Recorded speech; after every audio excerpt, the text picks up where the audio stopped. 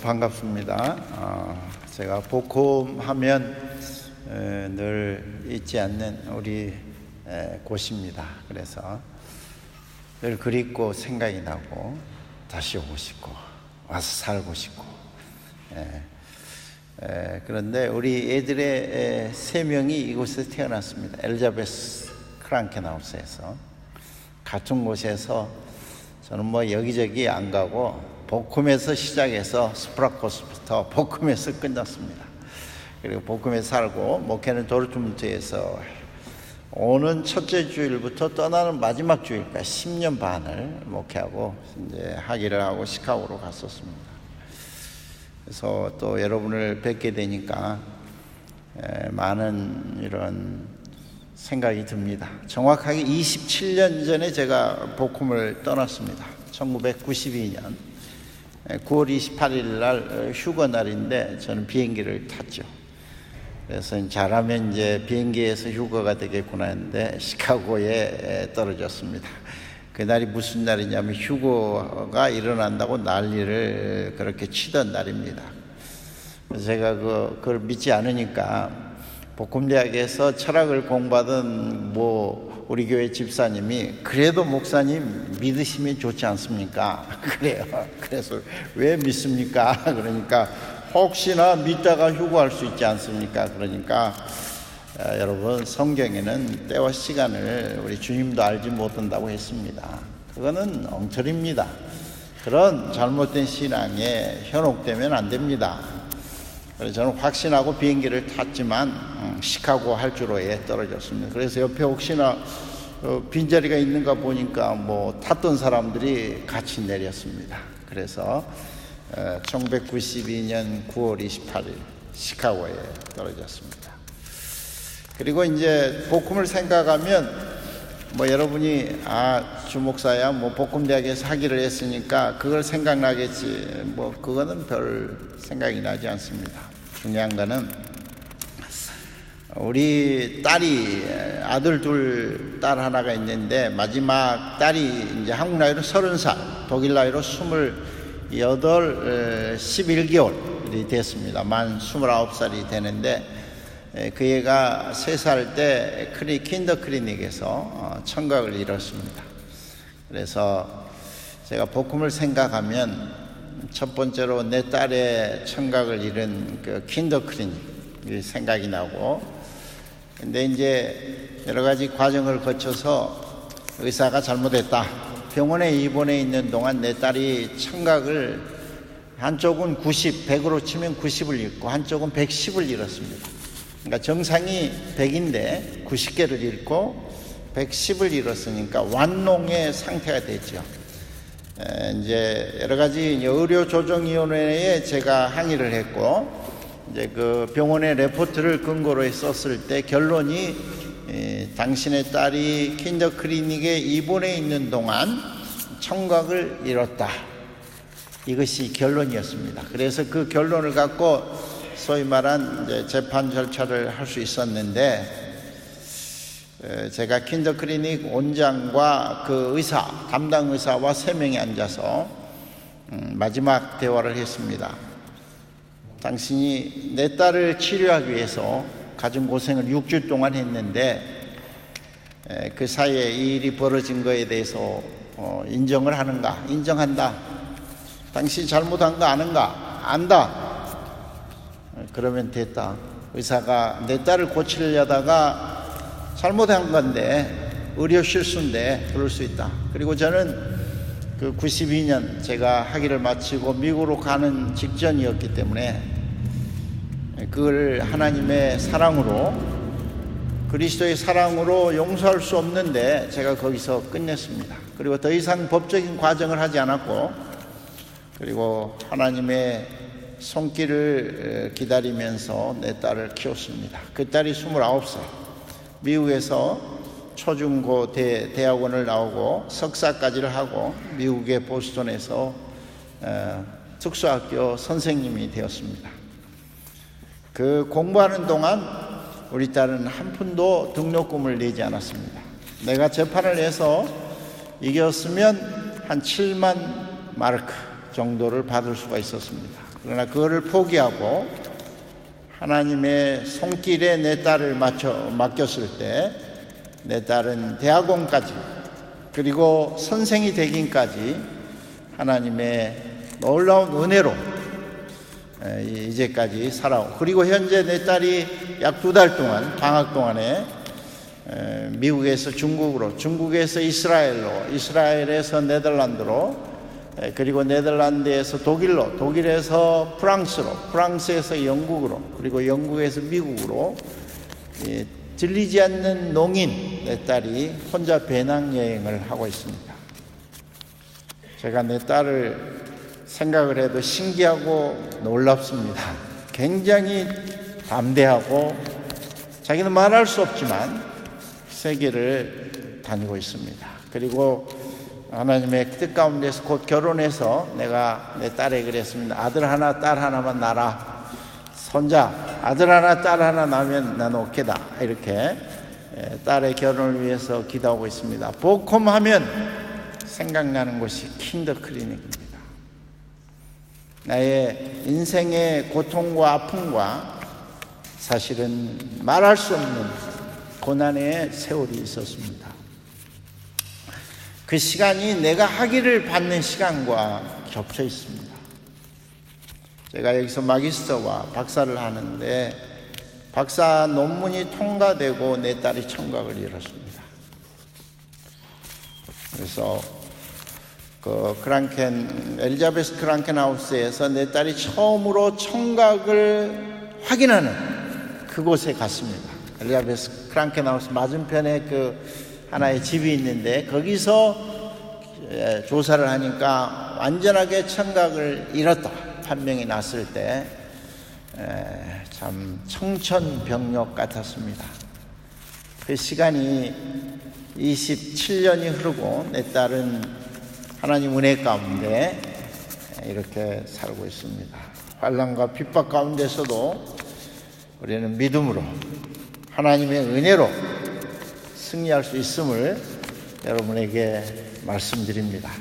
여러분이 혹시나 아픔과 고난과 어려움 속에 있을지라도 주의 손길을 의지하면서 승리하시는 이런 나그네 인생을 살아갈 수 있게 되기를 주의 이름으로 축복합니다. 아멘. 저는 사도 바울을 생각하면 이것이 궁금했어요. 사도 바울이 과연 어떻게 살았을까? 사도 바울 고린도전서 13장 사랑장을 쓰신 분이에요. 그 놀라운 사랑, 형언할 수 없는 사랑에 대한 묘사가 사도 바울을 통해 이루어지고 있어요. 여러분이 잘 아시는 고린도전서 15장 부활장, 부활이 없으면 우리가 믿는 믿음이 헛것이요 모든 것이 꽝입니다. 꽝 여러분 아세요? 제가 어렸을 때 떡볶이를 좋아했는데 또라고 나오면 기분이 좋고 꽝 하면 기분이 영 잡쳤어요. 그런데 부활이 없으면 우리가 믿는 모든 신앙이 꽝입니다. 고린도서 15장 31절은 내가 부활을 믿기에 제가 여러분에게 자랑할 것이 있는데 저는 날마다 매일 에덴탑 나는 죽습니다. 그리고 그 에덴 모르겐 나는 다시 그리스도의 사람으로 살아납니다. 이것이 나의 자랑입니다. 옛사람은 다 날려보내고 새 사람으로 매일마다 나 새롭게 태어납니다. 그것이 나의 자랑입니다. 과거의 상처, 과거의 원한, 과거의 오해, 과거의 미움, 용서하지 못한 거 그거 다 없애버리고 새날을 새 사람으로 저는 시작하는 거 그것이 나의 자랑입니다. 몇 장 몇 절이라고요? 고린도전서 15장 31절, 히브리서 11장 믿음장. 물론 이제 히브리서에 대한 논란이 있습니다. 바울이 썼느냐 안 썼느냐. 그러나 고전적으로 바울의 서신으로 이해합니다. 그것도 바울이 썼습니다. 여러분이 좋아하는 기쁨의 서신 빌립보서 옥중에서 바울이 썼습니다. 바울의 인생이 왜 그렇게 매력적입니까? 그의 삶에는 고난이 있었습니다. 눈물의 빵을 먹어보지 못한 자들과 인생을 논하지 말라. 괴테의 시에 나오는 말입니다.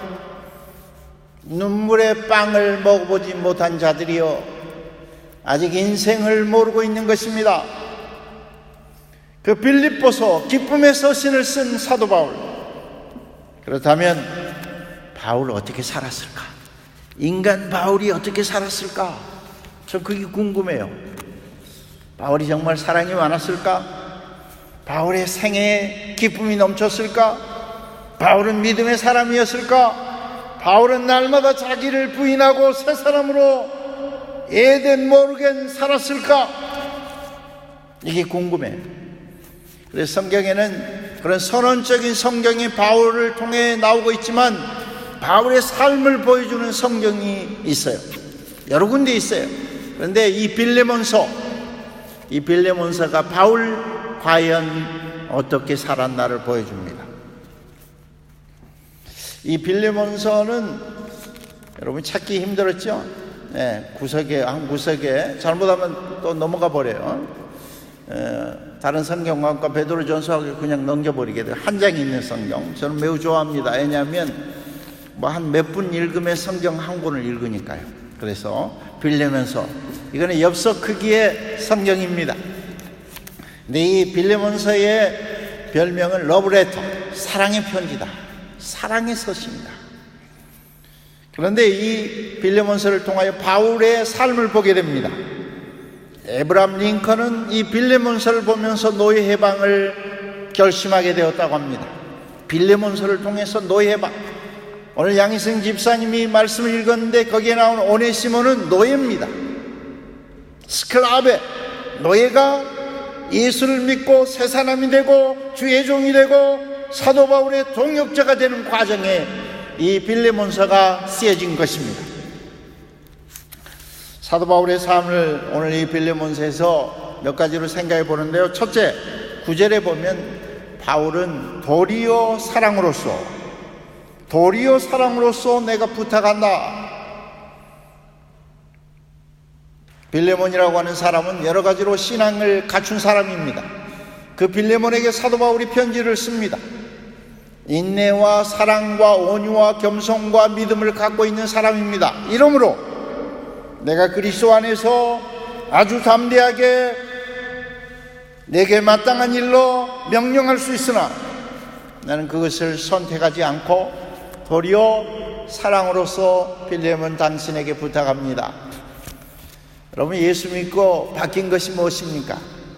명령을 포기하고 명령할 수 있는 너무도 좋은 자리에 있는데 그 명령의 자리를 포기하고 도리어 사랑으로서 부탁하는 삶, 그것이 성도의 삶입니다.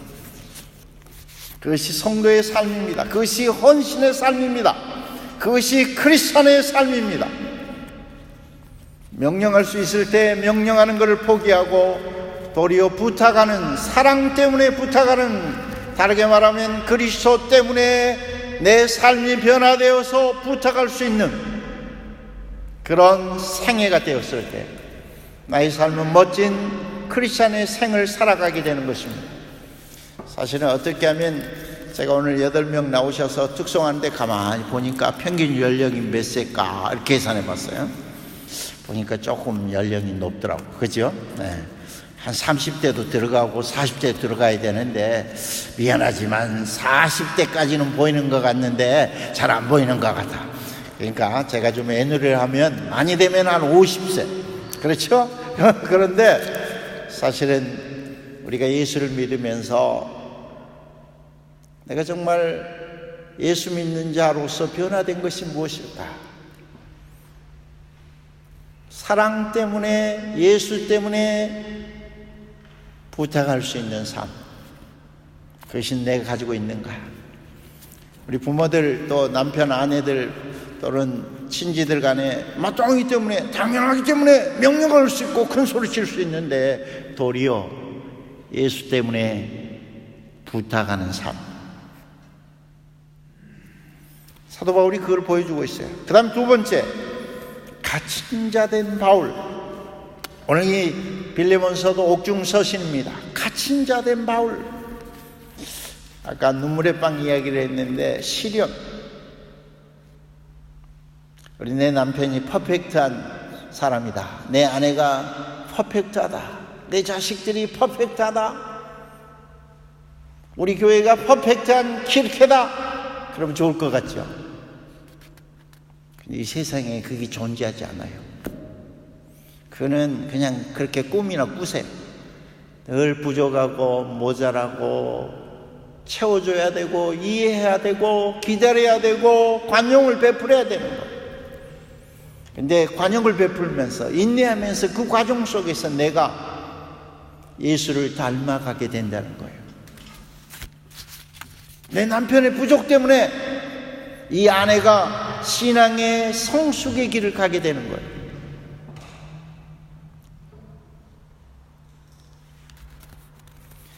갇힌 자 된 바울. 제가 이제 한국 나이로 66세, 65세면 이제 정년하거든요. 교수는 2월 달에 정년을 했어요. 우리가 하나님 앞에 내놓을 것이 뭐 있어요? 중요한 게 뭐예요? 내가 얼마나 예수를 닮았는가 하는 거예요. 복음대에서 박사학위 했다? 그게 무슨 의미가 있어요? 박사학위하고 거지처럼 살아갈 수 있어요. 교만하게 살아갈 수 있어요. 그게 무슨 의미가 있어요? 중요한 건 뭐예요? 내가 예수를 얼마나 닮았느냐. 이게 중요하다는 거예요. 그 다음에 세 번째로 11절에 이제는 나와 내게 유익하다. 3절에 11절에 보면 그가 전에는 내게 무익하였으나 이제는 나와 내게 유익하다. 예수 믿고 변화된 사람들의 특징은 유익한 사람이 되는 거예요. 베누츠바, 유용한 사람. 저 사람 싫어. 저 사람 안 꼈으면 좋겠어. 이런 사람이 아니라 저 사람을 보면 기분이 좋고 늘 기쁘고 언제든지 헬질hen 빌코면을 할 수 있고 그와 같이 가고 싶고 그와 이야기하고 싶고 그와 함께 식사하고 싶은 사람. 전에는 무익하였으나 이제는 예수 믿고 사도 바울을 만나고 복음을 접하고 너와 내게 유익한 사람. 그 사람 누구예요? 오네시모. 오네시모의 뜻이 뭐예요? 유익한 사람. 예수 믿는 사람, 변화된 사람, 진정으로 예수 믿는 사람들은 세례받은 사람이 아니라 과거는 유익하지 못했으나 무익하였으나 이제는 너와 내게 유익한 사람인가. 가정에서도 마찬가지죠. 그렇죠? 예. 우리 세상에서 독일 땅에서 너와 내게 유익한 사람이 되시기를 주의 이름으로 축원합니다.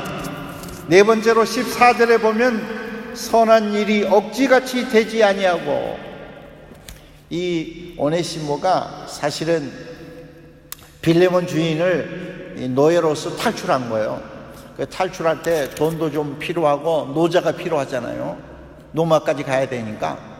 그리고 이제 아마 돈을 훔치다가 들켰는지 모르지만 이제 폭력도 좀 쓰고, 그리고 나는 이대로 살 수 없어, 나는 노예로 살 수 없어, 농마로 간 거예요. 옥중에 있는 사도 바울을 만난 거예요. 예수를 영접한 거예요. 새 사람이 된 거예요. 바울이 그의 곁에서 있어 보니까 이 사람이 보통 사람이 아니에요. 이 사람을 동역자로 삼고 싶어요. 이와 함께 선교를 하고 싶어요. 하나님의 종이 되었으면 좋겠어요. 그런데 그의 과거를 보니까 약간 부끄러운 과거가 있는 거예요. 이거를 좀 씻어주고 싶어요. 이거를 정확하게 정리하고 싶어요. 그래서 빌레몬에게 다시 오네시모를 보내는 겁니다.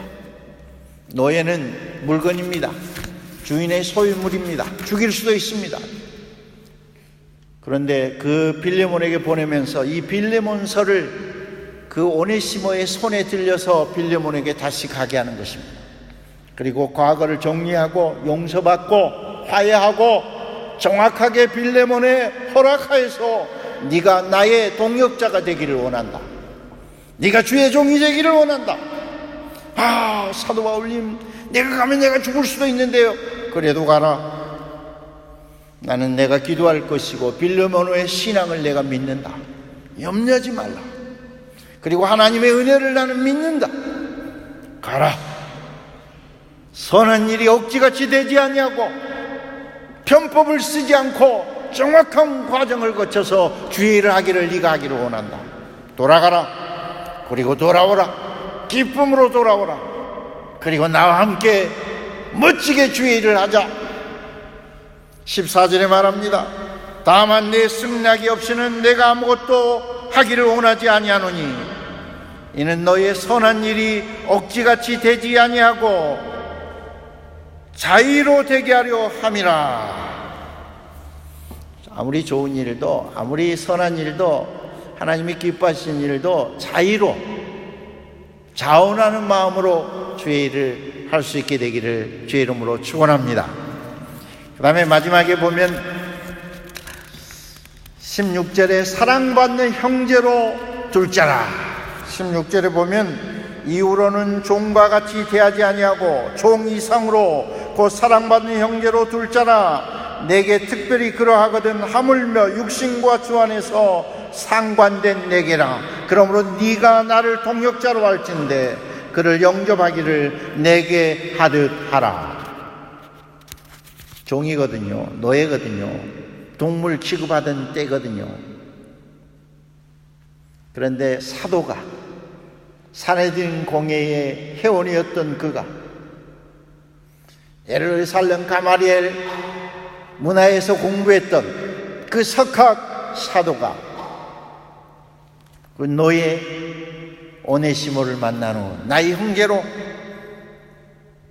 나의 사랑받는 형제로, 나의 동역자로, 그리고 빌레몬에게 나처럼 그를 대해주라. 그는 나의 신복이다. 그는 나의 헤르츠가 되었다. 하르츠가 되었다. 그를 죽이면 나를 죽이는 것이다. 여러분, 예수 믿고 변화되는 게 뭔지 아십니까? 사람 차별하지 않는 것. 그거가 진정한 크리스찬입니다. 나는 아직도 출신에 따라서, 학력에 따라서 뭔가 취미가 다르고 좋은 걸 따라서 사람을 가린다. 그러면 하나님이 당신을 가릴 겁니다. 예수님이 모든 사람을 받아들였듯이 진정한 크리스찬은 모든 사람을 나의 형제로, 나의 자매로, 나의 친구로 받을 수 있어야 되는 것입니다. 독일에서는 터키 사람들을 싫어하죠. 그러니까 동료랑 한국 사람이 싫어하는데 회개해야 되는 거예요. 미국에 가니까 흑인들을 싫어해요. 그러니까 한국 사람들이 흑인들을 껌둥이라고 그래요. 싫어해요. 회개해야 돼요. 하나님이 지으셨어요. 껌둥이든 터키 사람이든 배웠든 못 배웠든 가졌든 안 가졌든 잘생겼든 못생겼든 그리스도의 눈으로 그들을 받아들이고 사랑하고 용서하고 함께 갈 수 있어야 되는 거예요. 그럼 누가 좋느냐? 하나님이 좋은 게 아니라 내가 좋은 거예요. 내가 달라지는 거예요. 내가 축복을 받는 거예요. 그때부터 내가 멋진 크리스찬으로 살아가는 거예요. 이 세상이 아름다워지는 거예요. 그는 성령의 역사로 가능한 거예요. 성령께서 나를 변화시킬 때 내가 변화되는 거예요. 내가 깨어지는 거예요. 사도 바울이 말한 고린도서 15장 31절에 내가 죽어버리고 새 사람으로 그리스도의 사람으로 사는 거예요. 그렇게 살 때 예수 믿는 보람이 있는 거예요. 그렇지 않으면 교회가 텅텅 빌 거예요. 철학이나 무슨 윤리나 가르치면 교회가 무슨 필요가 해요. 마지막 이제 맺겠습니다. 근데 17절에 가면 재미있는 게 나와요. 사도 바울이 이렇게 말합니다. 18절에 그가 만일 내게 불의를 하였거나 네게 빚진 것이 있으면 그것을 내 앞으로 계산하라. 아까 그랬잖아요. 오네시모가 집 뛰쳐나올 때 뭐 노자도 필요하고 돈도 필요하고 그러니까 뭐 노예가 무슨 돈이 있겠어요. 그 돈 훔쳐 나오고 못 가게 하니까 동료 뭐 때릴 수도 있고 그래서 폭력으로 거기 뛰쳐나오는 거예요. 그런 과정에서 불의를 하고 빚을 징기는 거예요. 그런데 사도 바울이 오네시모에게 그 이야기를 듣고 편지에 쓰는 거예요. 내가 친필로 쓰는데 오네시모가 빚진 건 내가 갚겠다. 내 앞으로 청구하라. 사도 바울이 옥중에서 뭐 돈이 어디 있어요. 그런데 사도 바울은 하나님의 것인데 나에게 청구하시오. 내가 갚겠습니다. 빌레몬 진정한 주의 종 아니에요? 빚진 것을 내 앞으로 계산하라. 그런데 재미있는 게 나와요. 성경을 여러분 자세히 읽고 19절에 보면 빌레몬 네가 나에게 빚진 것 내가 말하지는 않겠다. 사도 바울이 뭘 빌레몬에게 꽂았을까요? 그런데 성경 그렇게 말해요. 빌레몬 네가 나에게 빚진 거 있잖아. 그러니까 빌레몬 집사가 장로가 생각을 해보는 거예요. 내가 사도에게 뭐가 빚졌지? 너 나에게 빚진 거 있잖아. 그러나 내가 너에게 말하지 않겠다. 그러나 오네시모가 빚진 것 내가 갚겠다. 뭐를 빚졌겠어요? 인간적인 물질이 빚졌겠어요? 아닙니다. 제가 보기에는 복음의 빚진 자 빌레몬, 예수 그리스도가 당신을 위해 십자가에 돌아갔음을 내가 선포했고 너는 믿었고 그리고 너는 새 사람이 되었는데 네가 어떻게 살아가야 할 것을 알지 않는가. 우리는 빚진 자로 살아가는 겁니다. 예수 믿는다는 것은 빚진 자로 살아가는 것인데 내가 빚진 것을 말하지 아니하노라. 그러면 사도 바울이 이렇게 말합니다. 그런데 빌레몬 내가 말한 것보다 네가 훨씬 더 많은 것을 할 줄 안다. 거기다 뭐를 청구하는지 아세요? 내가 곧 풀려날 것인데 나의 보응을 준비하라.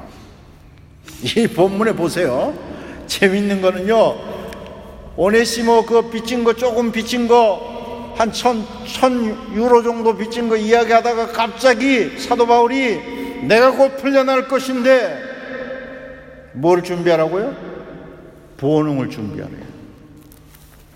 그러면서 빌레몬 내가 말한 것보다 더 많은 것을 내가 순종할 것을 아노라. 사랑하는 성도 여러분, 우리가 믿는다고 하는 것은 나의 믿기 전의 삶과 믿는 이후의 삶이 얼마나 변화되었느냐, 이것을 우리가 체크해 봐야 되는 것입니다. 우리가 나이가 든다고 하는 것은 날마다 주님을 닮아가는 것이다 하는 것입니다. 내가 얼마나 주님을 닮아가고 있는가, 나의 말과 생각과 나의 인간관계가 얼마나 변화되고 있는가, 내가 얼마나 겸손하고 내가 온유하고 사랑의 사람이 되고 있는가. 고린도 13장을 아무리 잘 외워도, 고린도 15장을 아무리 잘 알고 있어도, 빌립보서를 아무리 좋아해도 나의 삶에 예수 믿기 전과 후가 어떻게 달라지고 있는가, 아니면 날마다 어제와 오늘이 달라지고 있는가. 이런 삶이 우리에게 넘쳐날 때 우리의 자녀들, 우리의 가정, 우리의 한인사회, 그리고 사랑하는 조국이 놀랍게 축복의 나라로 변화될 것을 믿습니다. 여러분 감사합니다. 기도하겠습니다. 아버지 하나님 감사합니다. 오늘 우리에게 참으로 주님을 만나는 시간을 허락하시고 이곳 애로운 땅 독일에서 주님을 섬기게 하시고 주님을 섬기는 자로 살게 하시니 감사합니다. 사랑하는 복음교회 모든 성도들에게 하늘의 복을 내려주시고 주님을 닮은 거룩한 성도로 살게 해주심을 감사합니다. 주여, 우리를 새롭게 하소서. 우리를 사도 바울처럼 살게 하시고 주님을 닮아가게 하소서. 예수님의 이름으로 기도하옵나이다. 아멘.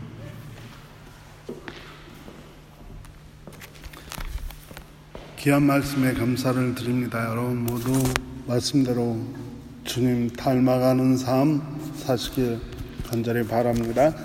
찬송가 51장을 함께